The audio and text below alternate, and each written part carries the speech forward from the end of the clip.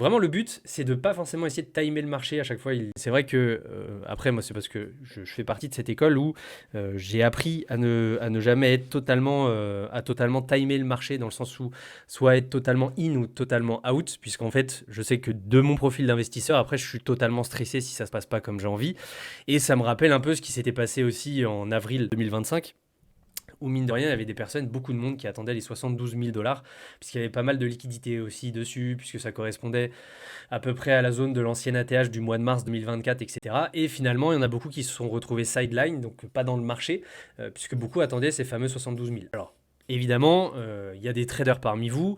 Forcément, si on était tombé des 109 au 107 ou 105, ça aurait pu faire mal sur un swing, sur du trading pur. C'est vrai qu'en investissement, pour ceux qui font plutôt du spot, bon, on va dire, comment dire, ne pas être dans la hausse pour 2000 dollars, en fait, je trouve ça un peu dommage. Donc du coup, je pense qu'il y a quand même pas mal de leçons à retirer de ça, dans le sens où vous le savez, par exemple, si on était tombé sur les 105 ou 107 000 dollars de mon côté, j'en aurais profité pour recharger, parce que j'avais toujours des liquidités de côté. Et pour autant, vu qu'on a redécollé, bah, finalement, j'étais déjà dans le marché, donc j'en ai bien profité.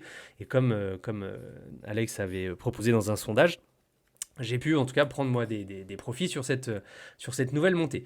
Donc vraiment le but, c'est de pas forcément essayer de timer le marché à chaque fois. Il fera tout pour au bout d'un moment nous prendre à contre-pied, même si ça marche 9 fois sur 10, la 10e fois ce sera celle un peu de trop.